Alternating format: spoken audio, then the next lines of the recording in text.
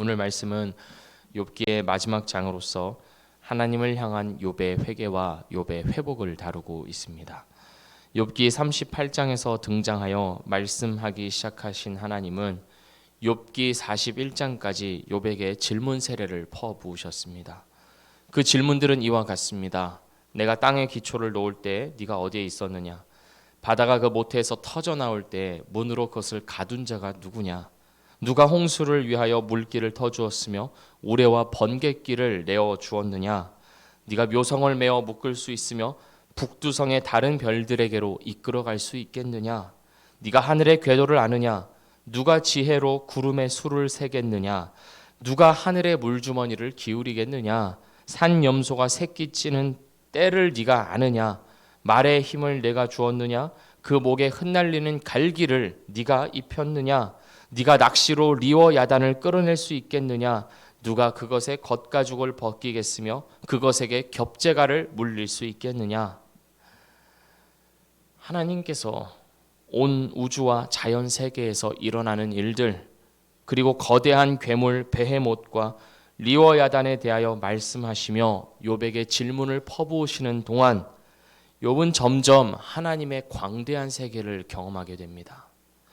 크고 위대하고 신비한 하나님의 세계 앞에 서게 되자 자신의 존재가 아무것도 아님을 깨닫게 되는 것입니다. 내가 그동안 안다고 생각했던 이 세계가 사실은 아는 것이 거의 없는 모르는 세계라는 것을 알게 된 것입니다. 내 삶의 이유에 대해서 내가 안다고 생각했는데, 내 고통에는 명확한 뜻이 있어야 한다고 생각했는데 그렇지 않을 수도 있다는 사실을 욥이 하나님 앞에서 깨닫기 시작한 것입니다. 그래서 3절에서 이렇게 답합니다. 무지한 말로 이치를 가리는 자가 누구니까? 나는 깨닫지도 못한 일을 말하였고 스스로 알 수도 없고 헤아리기도 어려운 일을 말하였나이다. 욥은 한마디로 이렇게 말하고 있는 것입니다. 나는 모릅니다. 하나님은 수많은 질문 세례를 통해서 욥에게서 이 고백을 받아내고 계시는 것입니다. 나는 모릅니다. 소크라테스의 말 중에 이런 말이 있습니다. 아무것도 알지 못함을 아는 것 자체가 진실한 알미다. 다른 말로 무지의 지라고도 합니다. 욥은 바로 그 사실을 알게 된 것입니다. 하나님은 이러저러해야 한다. 하나님이 이렇게 행동하셔야 한다라고 생각했던 것들이 사실은 하나님을 모르기에 나온 것임을 깨닫게 된 것입니다. 그래서 나는 깨닫지도 못한 일을 말하였고 라고 고백하는 것입니다. 나는 모릅니다 라고 고백할 수 있는 것, 이것이야말로 정직하고 진실한 신앙의 시작입니다. 하나님을 모른다라고 하면 불신앙처럼 보일 수 있겠지만 사실은 그렇지 않은 것입니다. 안다고 생각했던 것이 얼마나 그릇된 것인지 알게 되었습니다.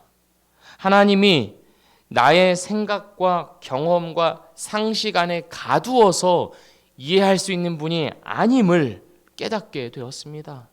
바로 그 자리에서부터 하나님을 향한 진정한 알미 시작되는 것입니다. 욥은 바로 이 자리까지 간 것입니다. 이전에는 하나님의 전능하심을 안다 하면서 고백했지만 이제는 나는 모른다 하면서 하나님의 전능하심을 고백하고 있습니다. 하나님에 대해서 같은 고백을 하고 있지만 그 무게감이 달라져 있는 것입니다. 하나님은 이와 같이 우리의 삶을 사용하셔서 우리에게 하나님을 알려주고자 하십니다. 하나님을 향한 우리의 경험과 우리 입술에서 나오는 고백이 더욱 풍성해지도록 만들어 가십니다. 욥기는 우리의 삶의 이유와 목적이 바로 거기에 있다고 이야기하고 있습니다. 그렇게 결론을 내리고 있습니다. 하나님이 어떤 분이신지를 아는 것, 하나님을 향한 우리의 고백이 진실해지고 깊어져 가는 것, 그래서 마침내 하나님에 대해서조차 나는 모릅니다 라고 고백하는 철저한 겸손과 자기 부인의 자리까지 가는 것, 욥기는 하나님이 우리 각자의 삶에 들어오셔서 이와 같은 일들을 이루어 가고 계심을 드러내고 있습니다. 그러니 우리의 삶에 편할 날이 어디에 있겠습니까? 욥과 같은 극단적인 고난은 아니라 할지라도 하나님은 동일한 목적을 가지고 우리를 오늘도 만들어가고 계시고 가르치고 계시니 우리는 우리가 원하는 대로 살아갈 수 있는 날들이 별로 없는 것입니다. 마음 편히 지낼 날이 별로 없는 것이지요. 하나님을 안다고 생각했던 것조차 내려놓게 하시고 철저히 하나님의 주권과 전능하심 앞에 두 손 들고 항복하고 두 발 다 들어서 하나님은 하나님이십니다 라고 고백하는 그 자리까지 가도록 하나님이 우리를 가만히 놔두지 않으시기 때문에 우리의 삶은 결코 우리의 뜻대로 흘러가지 않는 것입니다. 욥은 5절에서 이렇게 고백합니다. 내가 주께 대하여 귀로 듣기만 하였사오나 이제는 눈으로 주를 배움나이다. 귀로 듣기만 하였다는 것은 하나님에 대해서 사람들이 하는 이야기를 듣고 그 하나님을 나의 하나님으로 삼았다는 말입니다. 하나님은 이러이러한 분이다 하는 이야기를 듣고 그렇게 내가 느꼈다는 것입니다. 그런데 이제는 어떻습니까? 이제는 고난을 통하여서 하나님이 어떤 분이신지를 몸으로 알게 되었습니다. 그것을 눈으로 보았다라고 표현하고 있습니다.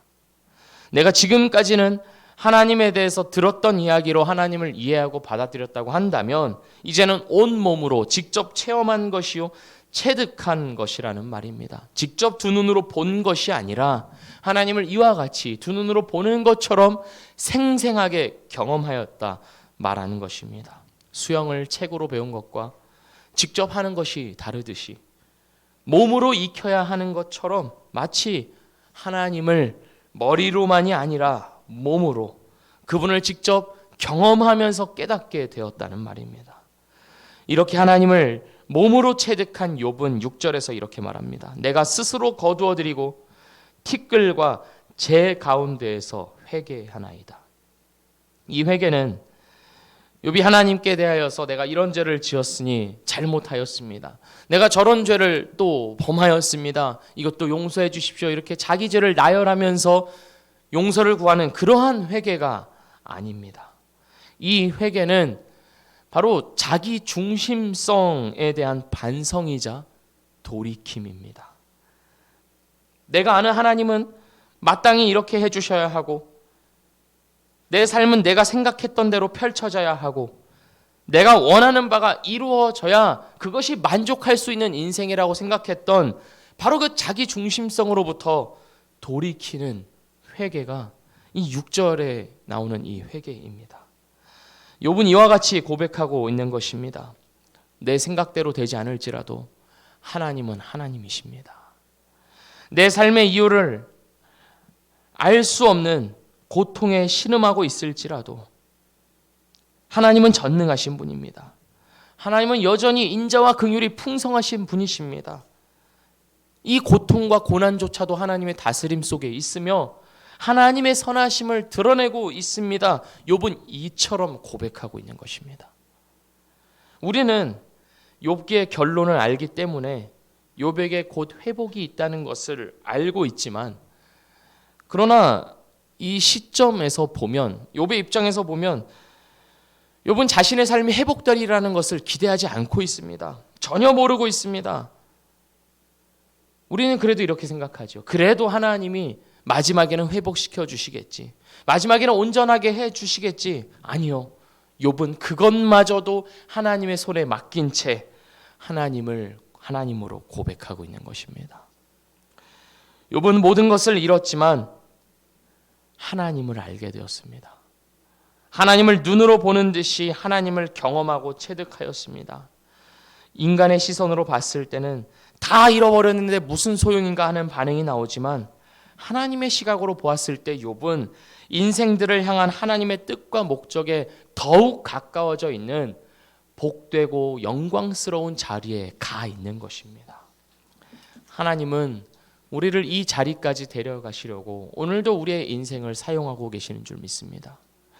답이 나와야 하나님이 계시다고 생각했던 나의 오만과 편견을 깨부수어 답이 없을지라도 하나님은 하나님 되신다는 사실을 가르치시는 그 일을 지금도 행하고 계십니다.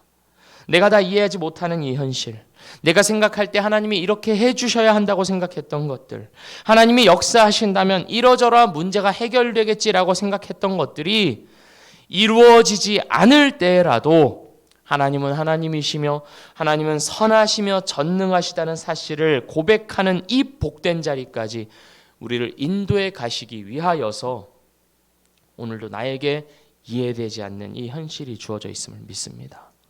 이 현실이야말로 우리를 향한 하나님의 손길이요, 간섭이요, 열심이요, 성실이기에 오늘도 우리는 신음하면서 살아가고 있는 것입니다. 욥의 회개 이후에 하나님은 욥의 친구들을 책망하십니다. 욥과 세 친구들을 양편에 놓고 욥의 손을 들어주십니다. 얼핏 보면 하나님이 세 친구들의 손을 들어주셔야만 할 것 같습니다.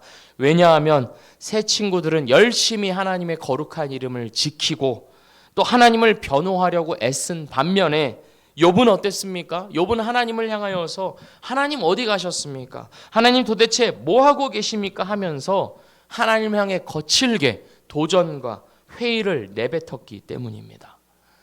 그런데 하나님은 욥의 손을 들어주십니다. 욥이 옳다고 하십니다. 그 이유가 무엇입니까? 우리가 일반적으로 생각할 때는 세 친구가 믿음이 좋고 욥은 없는 것 같지만 하나님은, 성경은 그렇지 않다고 이야기하는 것입니다. 진정한 믿음이라고 하는 것은 모르는 것은 모른다고 하고 하나님 이러시면 안 되잖아요 라고 하나님께 항변할 수 있는 것이라고 말하는 것입니다. 하나님은 하나님을 향하여서 그러한 도전과 회의를 쏟아내는 것을 오히려 더 귀하게 여기신다는 말입니다. 하나님은 이런 분이야 라고 단정해 놓고 하나님이 이렇기 때문에 나는 회개해야 돼. 그래야 하나님이 복을 주셔. 이렇게 인과응보식으로 하나님을 단순하게 이해하는 것이 아니라 이해되지 않는 그 모든 현실을 하나님 앞에 가지고 나와 쏟아 놓으며 하나님을 향하여서 거칠게 항의하는 그 모습을 하나님은 더 옳다고 여기신다는 것입니다. 그래서 우리는 신앙생활을 하다가 하나님이 계시다면 어떻게 이럴 수 있나 라는 생각을 하지만 또 내가 이런 생각을 하면 안 되지 하면서 또 하나님에 대하여서 죄송스러운 마음을 갖기도 하지만 사실은 하나님은 그 말을 더 귀하게 여기시고 더 솔직하고 정직한 신앙으로 받아주신다는 것입니다. 그러니 우리가 어찌해야겠습니까?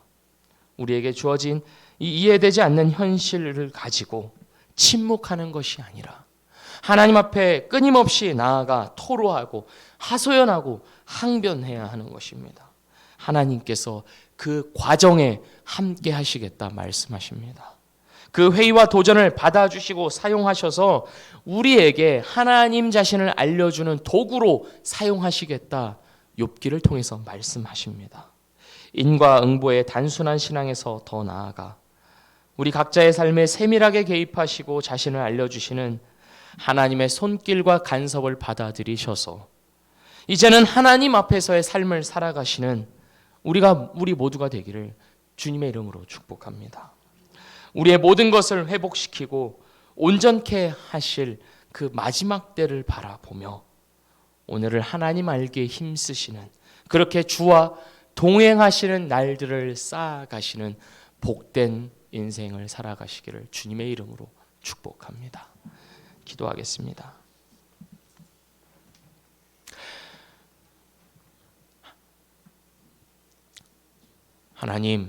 하나님은 우리의 경험과 이성과 상식과 생각과 판단 속에 가두어둘 수 없는 무한하시고 신비로우시며 거룩함과 영광 중에 계시는 전능하시며 선하시며 의로우신 하나님이십니다. 하나님, 우리는 그러한 하나님을 머리로는 알고 있지만 우리의 몸으로, 우리의 눈으로 보는 것처럼 생생하게 경험하지를 못하고 있음을 우리가 봅니다. 그러나 하나님께서 우리에게 이 삶을 주시고 또 모든 것이 이해되지 않는 현실을 살아가게 하시는 이유는 그러한 하나님을 더 알려주시기 위함임을 욥기를 통해서 확인합니다. 그러니 주님, 우리가 어찌해야겠습니까? 우리에게 주어진 이 날들을 가지고 우리 스스로 살아가는 것이 아니요, 끊임없이 하나님 앞에 가지고 나아가 아뢰며 항변하며 때로는 도전하며 그렇게 하나님 앞에서의 솔직한 삶을 살아갈 수 있는 우리가 되기를 진심으로 원합니다. 주님, 그렇게 성실하게 주님 앞에 끊임없이 나아갈 수 있는 용기와 믿음을 우리에게 더하여 주시오며, 하나님께서 그 모든 과정에 함께하고 계심을 바라보며 살아가게 하여 주시옵소서. 우리 생각대로 우리의 삶이 이끌어져야 우리가 위로받고 만족하는 것이 아니요, 그 현실 속에라도 함께하고 계시는 그 하나님을 알아가는 것이 우리의 진정한 위로요 만족이 되도록 우리 삶을 이끌어 주시옵소서. 지난 시간 동안 욥기를 우리에게 허락하여 주시고 욥기를 통하여서 하나님을 한층 더 알아가게 하여 주심에 감사드리오며 살아계신 예수 그리스도의 이름으로 기도드립니다. 아멘.